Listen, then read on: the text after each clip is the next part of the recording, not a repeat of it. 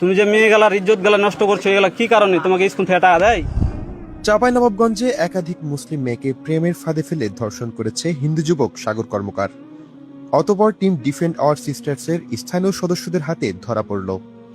চাঁপাইনবাবগঞ্জের শাহজাহানপুর এলাকার শ্রী সাগর কর্মকার দীর্ঘদিন ধরে কোমলমতি মুসলিম মেয়েদের টার্গেট করে ফাঁদে ফেলে ব্ল্যাকমেল করে সম্ভ্রম কেড়ে নিত। সে প্রথমে এলাকার মুসলিম যুবকদের সঙ্গে ভালো সম্পর্ক তৈরি করত, এরপর এমনভাবে চলাফেরা করত যেন তাকে দেখলে একজন মুসলিম মনে হয়, কারণ সাধারণত সাগর নাম দিয়ে হিন্দু মুসলিম বোঝা যায় না। এই সুযোগটাই সে কাজে লাগাতো। এমনকি রমজান মাসে মুসলিম যুবকদের সঙ্গে ইফতার করা এবং বিভিন্ন সময় ইসলামিক মাহফিলে উপস্থিত হয়ে মুসলিমদের সঙ্গে ঘনিষ্ঠতা তৈরি করার চেষ্টা করত। এসবের মূল লক্ষ্যই ছিল তাকে দেখলে বোঝা না যায় সে আসলে হিন্দু। শ্রী সাগর কর্মকার আগে একটি স্বর্ণের দোকানে কাজ করত। বর্তমানে সে নরেন্দ্রপুর বাজার দাখিল মাদ্রাসা মার্কেটে বিকি ফ্যাশন নামে একটি দোকান পরিচালনা করছে। তার ভাইয়ের নাম শ্রী কাজল কর্মকার এবং বাবার নাম শ্রী সুবর্ণ কর্মকার। সাগর কর্মকারের এসব ভয়াবহ বিষয়ে জানতে পেরে আমাদের টিমের স্থানীয় একজন ভাই বিষয়টি নিয়ে খোঁজখবর নিতে শুরু করেন। এক পর্যায়ে তিনি সাগর কর্মকারের সঙ্গে ঘনিষ্ঠ সম্পর্ক তৈরি করেন এবং তার ফোন থেকে একাধিক মুসলিম মেয়ের সঙ্গে সম্পর্ক ও ব্ল্যাকমেইলের তথ্য জানতে পারেন। এছাড়াও সাগর কর্মকার গত পবিত্র রমজান মাসের 21তম দিনে একজন বোরকা পরিহিত মুসলিম মেয়েকে ব্ল্যাকমেইল করে চাঁপাইনবাবগঞ্জ সদরের একটি হোটেলে নিয়ে যায়। এসব বিষয় জানার পর এলাকার একজন ভাইয়ের মাধ্যমে তাকে ধরা হলে সে ক্ষমা চেয়ে মৌখিকভাবে এই মর্মে মুচলেকা দেয় যে আর কখনোই মুসলিম মেয়েদের ফাঁদে ফেলে ব্ল্যাকমেইল বা সম্ভ্রম নষ্ট করবে না এবং ভবিষ্যতে এ ধরনের কর্মকাণ্ডে আর জড়িত হবে না বলে প্রতিশ্রুতি দেয়। কিন্তু পরবর্তীতে সাগর কর্মকার সেই প্রতিশ্রুতি ভঙ্গ করে উক্ত মুসলিম মেয়ে সহ আরও একাধিক মুসলিম মেয়ের সঙ্গে সম্পর্ক চালিয়ে যায়।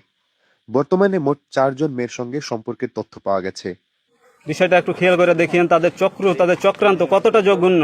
তাকে নিষেধ করার পরও, বারবার নিষেধ করার পরও এই কাম করেছে। কেন এই কামটা কেন করলে বলো বলো? তুমি যে মেয়ে গেলার ইজ্জত গেলা নষ্ট করছো, এগুলা কি কারণে? তোমাকে স্কুল থেকে টাকা দেয়? হ্যাঁ,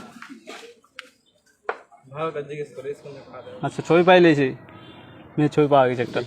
তো দাঁড়াও,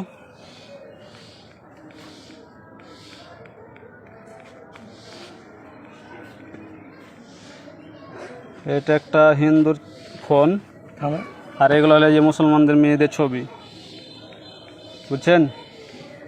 তার ফোন চেক করে এগুলো সব মুসলমানদের মেয়েদের ছবি পাওয়া যাচ্ছে, একটা না, অনেকগুলো। আমরা অনেক তথ্য পেয়েছি যে 3-4টা মেয়ের সাথে, মুসলমান মেয়েদের সাথে, কাউকে বলে মুসলমান হয়ে যাবে এই ছেলেটা, কাউকে বলে মুসলিম হব, কাউকে প্রেমের ফাঁদে ফেলিয়ে, কাউকে লাভ ট্র্যাপের মাধ্যমে অনেক মেয়েকে অনেক রকম কথা বলে, ভালোবাসার কথা বলে, মুসলিম হবো এই কথা বলে, প্রেম করছে, ইজ্জত নষ্ট করে, তারপরে ছেড়ে দেয়। এর আগে একবার ধরেছিলাম, চাপাই নিয়ে গেছিলাম আমাদের চাঁপাইনবাবগঞ্জ জেলায়, ওখানে 21 রমজানের দিন ঘুরে এসেছি। এগুলো অনেক কথা বলেছি, তারপরে শুনি না।